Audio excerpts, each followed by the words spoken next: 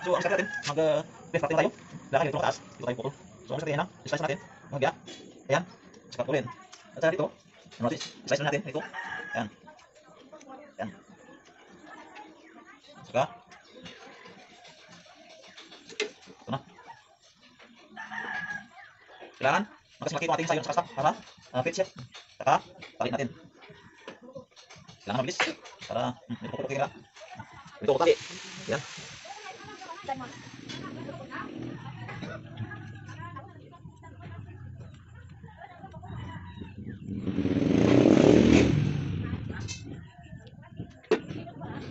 So, ganyan lang. At saka lagyan natin ito ng plastic. Tingnan natin ang resulta pagkatapos ng isang buwan. Kung tutubo na ba ito o mag-sprout na ng mga bulb. So mga kaibigan, nakalipas ng isang buwan. So ito, i-check natin yung ating ginawa kung success ba. Yay! Success na tumubo yung ating grafted avocado. Ayan, sumigil lang. Mahaba na. Ayan. Ngayong araw, mag-graft tayo ng avocado. Isa itong pamaraan para mapabilis natin ang pagbunga nitong uri na prutas. Dahil kung seedlings lang itanim natin sa ating bundok, ay maabot ng 8 hasta 10 taon bago siya magbigay ng mga prutas. Pero kung i-graft natin ito, 3.5 taon ay magbigay na siya ng mga produkto. So, paano ba ang diskarte? Mag-prepare tayo ng stock o seedlings. At itong ating sayon na namumunga na. So, ang diskarte natin, mag-cliff crafting lang tayo. Kailangan ganito lang kataas. Ito tayo putol. So, ang diskarte ganyan lang. Slice na natin. Bahagya. Ayan. At saka putulin. At saka dito, ano natin, slice na natin. Ito. Ayan. Ayan.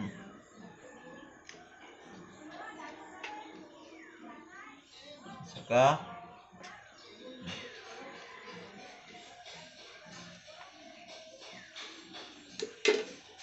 ito na.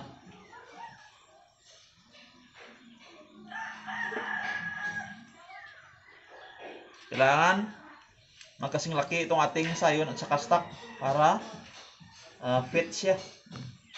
Saka tali natin. Kailangan mabilis para medyo tupok-tupok yung camera.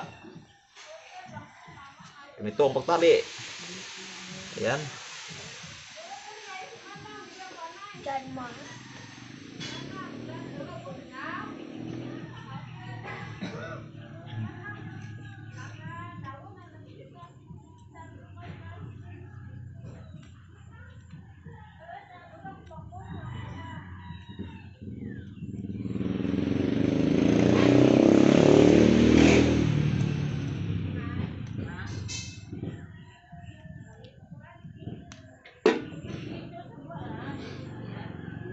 So, ganyan lang.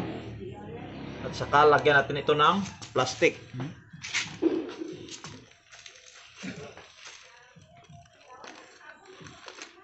Tingnan natin ang resulta pagkatapos ng isang buwan. Kung tutubo na ba ito o mag-sprout na ang kanyang mga bulb.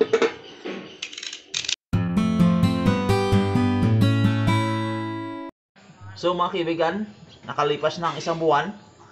So ito, i-check na natin yung ating ginawa kung success ba. Yehey!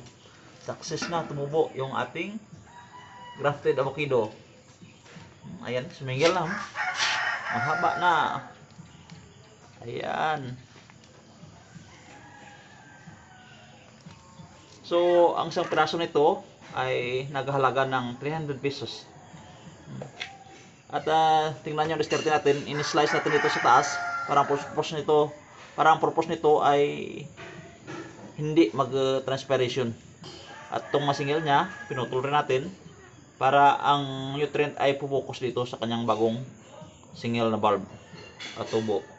Tingnan nyo, siguro isang buwan pa, pwede na ito ibenta.